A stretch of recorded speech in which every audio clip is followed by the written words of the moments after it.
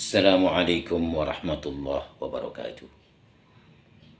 Alhamdulillah ala nikmatillah. Assalatu ala rasulillah wa ala alihi wa man tabi'ahu wa wala wa ba'du. Wa qala Allah ta'ala fi Qur'anihil karim. A'udzu billahi minasyaitonir rajim. Wa antasimu bihablillahi jami'an wa la tafarraqu. Alhamdulillah, kembali kita dipertemukan pada episode kali ini. Semoga kebersamaan ini atas kepastiannya pula lah akan melahirkan berbagai kebaikan demi kebaikan. Dan semoga di dalam hati kita tetap tumbuh rasa tanggung jawab serta keinginan untuk tetap menyatukan umat Islam. Meski mungkin kita tidak bisa melihat hasilnya, namun kita yakin bahwa kelak umat Islam pasti bersatu, dan itu adalah bagian dari kerja kita. Amin ya rabbal alamin. Selanjutnya kita berharap agar kita hidup menurut sunnah Rasul, yakni satu sunnah yang berdasarkan ajaran Allah, yang akan menjanjikan kehidupan sejahtera baik di dunia maupun di akhirat. Semoga kita bisa melakukan dan bisa mengikutinya. Amin. Sahabat El-Kaf channel yang tercinta,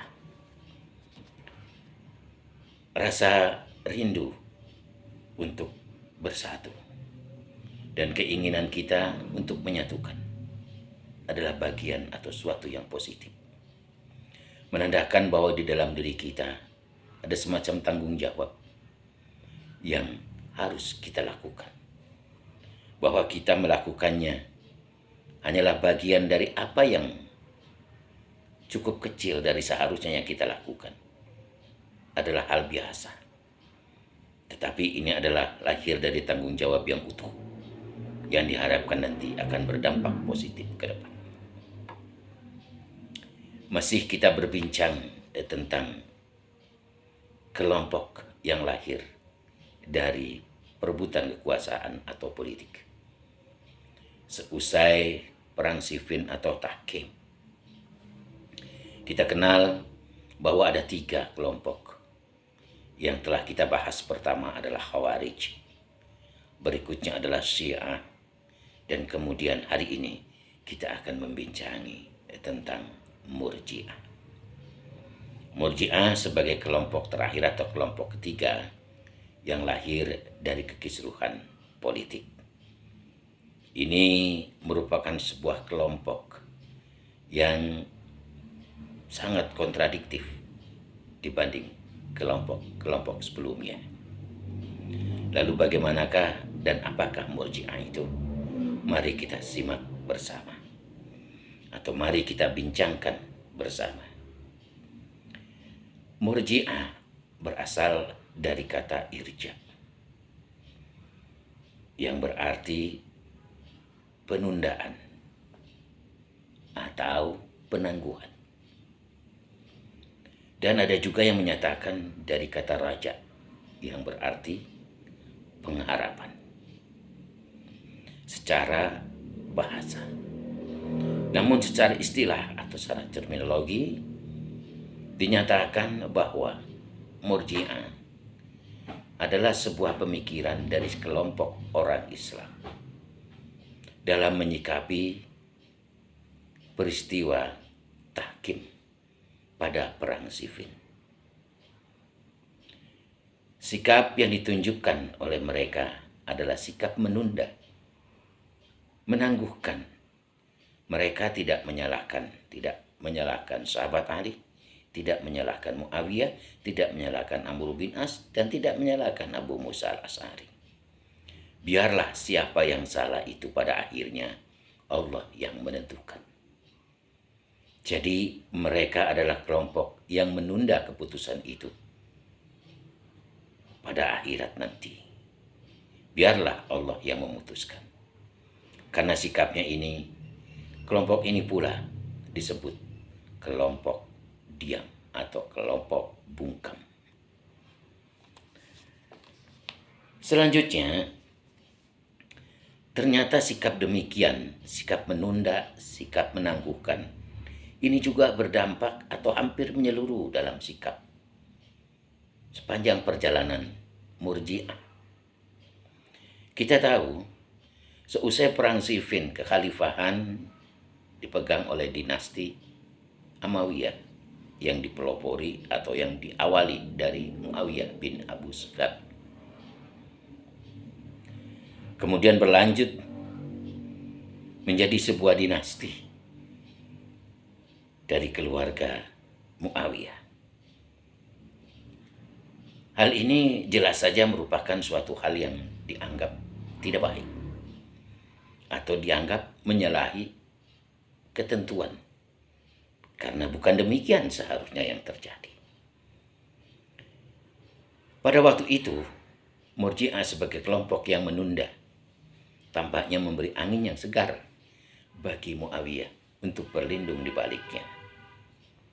Bahkan ada beberapa pakar yang menyatakan boleh jadi Murji'ah ini adalah bagian dari strategi Muawiyah. Namun demikian, lepas dari semua itu, kita mengenali ciri-ciri dari Murji'ah. Murji'ah sebagai satu kelompok dari kaum muslimin yang mempunyai pikiran seperti tergambarkan tadi, ternyata mempunyai doktrin yang cukup luar biasa. Artinya, doktrin yang selaras dengan pemikirannya, yang berbeda dengan kelompok-kelompok lain. Doktrinnya adalah sebagai berikut, sebagai doktrin umum dari sebuah pemikiran Murji'ah.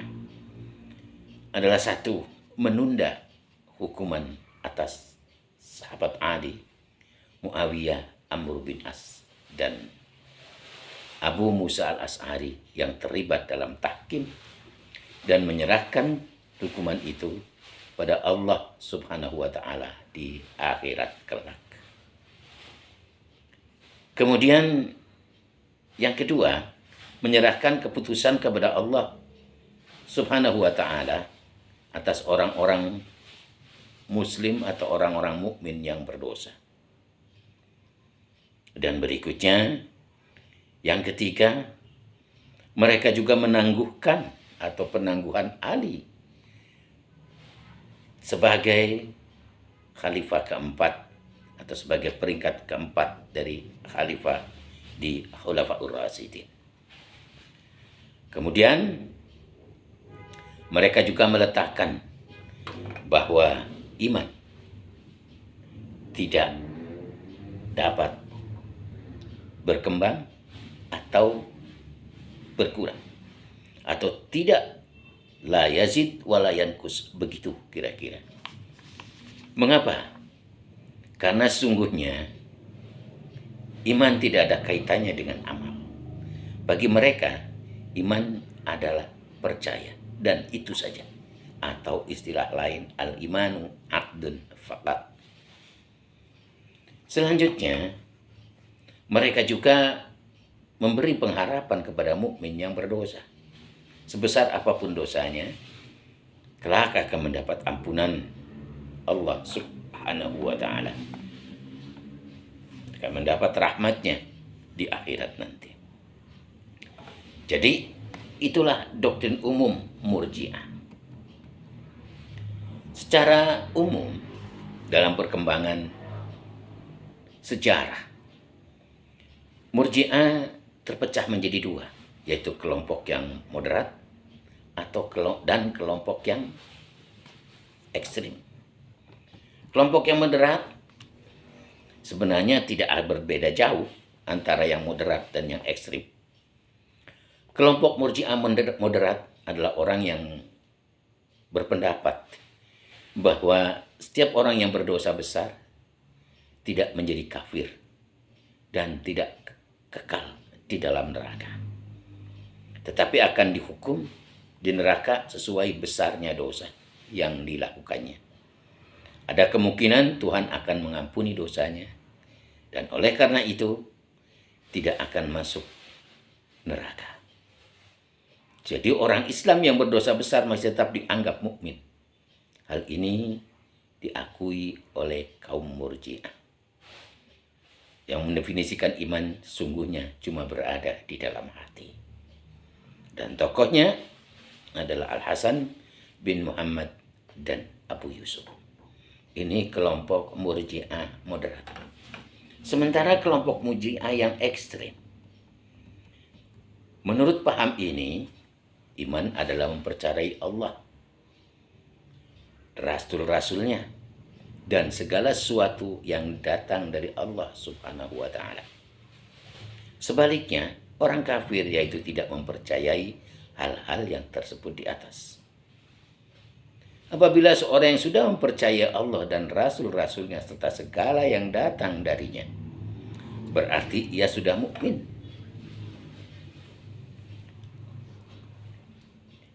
Meskipun ia menyatakan dalam perbuatannya hal-hal yang bertentangan dengan imannya, seperti berbuat dosa besar, menyembah berhala, minum minuman keras, dan sejenisnya. Golongan ini juga berkeyakinan bahwa surga dan neraka tidak abadi. Dan sesungguhnya pula kelompok Murji'ah ini seperti juga kelompok-kelompok yang lain. Pecah dalam berbagai sekte, pecah dalam berbagai pemikiran yang jenisnya atau kelompoknya adalah sebagai berikut. Kelompok pertama dari Murji'ah adalah Jahmiyah. Tokohnya adalah Jaham bin Safwan.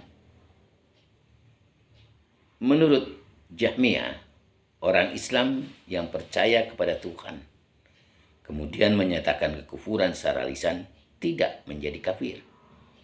Karena iman dan kufur tempatnya hanya di dalam hati.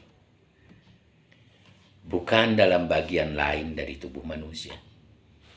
Jadi bukan dalam ucapan dan tindakan. Orang hanya akan dikatakan kufur kepada Allah kalau dia tidak mengetahui tentang Allah. Itu Al-Jahmiyah. Berikutnya yang kedua adalah Tafriqiyah. Kelompok ini berpendapat bahwa Allah tidak mempunyai kewajiban yang dibebankan kepada makhluknya. Kedua, siapapun yang telah beriman kepada Allah dan mengenalnya, maka ia boleh saja berbuat sesuka hatinya. Ini Tafriqiyah. Kemudian yang ketiga adalah kelompok Saibiyah. Kelompok ini berpendapat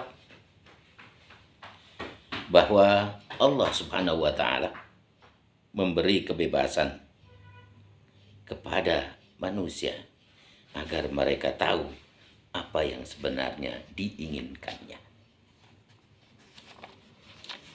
Kemudian kelompok berikutnya adalah kelompok As-Salihiyah.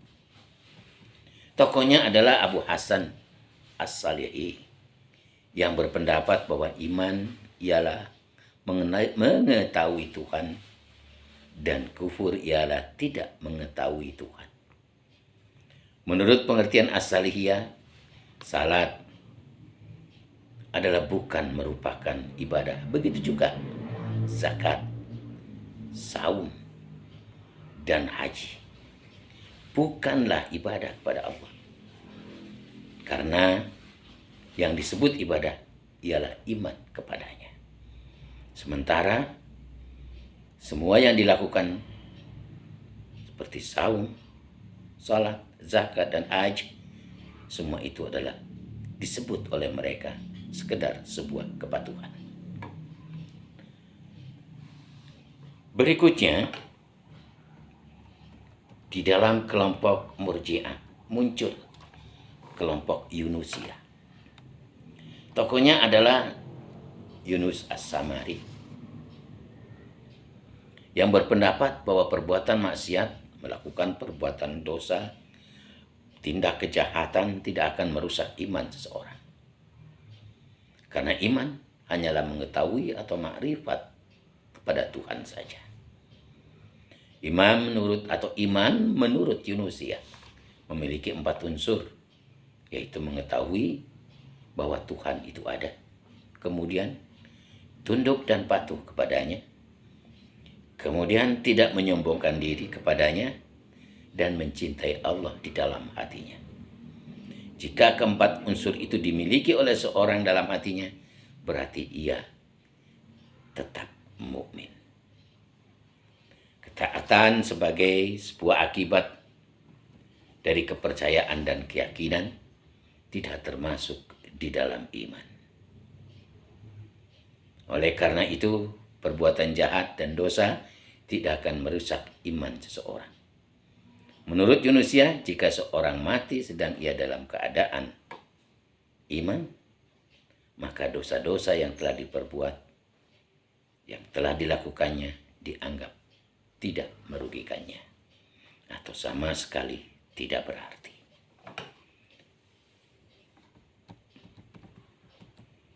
Dan kelompok-kelompok ini masih tetap berkembang,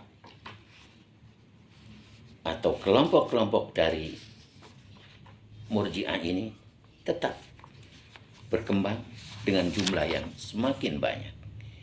Sekedar tersampaikan kembali kelompok yang terakhir, atau saya sampaikan kembali sekte, dan kali ini adalah yang terakhir, adalah Al-Ghazaniyah, yang merupakan pengikut dari Ghazan Al-Kufi. Kelompok ini berpendapat bahwa sesuatu yang diwajibkan atau diharamkan boleh dilanggar jika tidak diketahui secara pasti yang mana yang diwajibkan dan yang mana yang diharamkan, sehingga pelakunya dianggap tetap mukmin. Kondisi ini tentu seorang yang tidak mengenal dan tidak paham, tidak mengetahui sesuatu, atau tidak paham terhadap hal yang ia hadapi, tentu tidak akan dituntut secara hukum. Al-Ghazaniyah inilah kelompok terakhir yang tempat disampaikan pada kesempatan kali ini. Semoga kita terbuka bagaimana kita menampilkan atau bagaimana kita membaca dan meneliti kelompok-kelompok Murji'ah ini sebagai kelompok ketiga yang lahir dari tahkim atau dampak negatif dari perang Siffin. Terima kasih. Semoga Allah akan tetap membimbing kita dan menjauhkan kita dari pemikiran-pemikiran yang salah. Kita nanti mampu berpikir sedemikian rupa untuk menemukan harus kemanakah langkah kita selanjutnya. Tetaplah damba akan kesatuan dan persatuan umat Islam, sebab dengan itu kita akan terus bergerak untuk menyatukan umat Islam melalui cara yang aman, damai, dan menyenangkan. Baiklah, sahabat El-Kaf tercinta, terima kasih. Ihdinas siratal mustaqim. Walhamdulillahirabbil alamin. Assalamualaikum warahmatullahi wabarakatuh.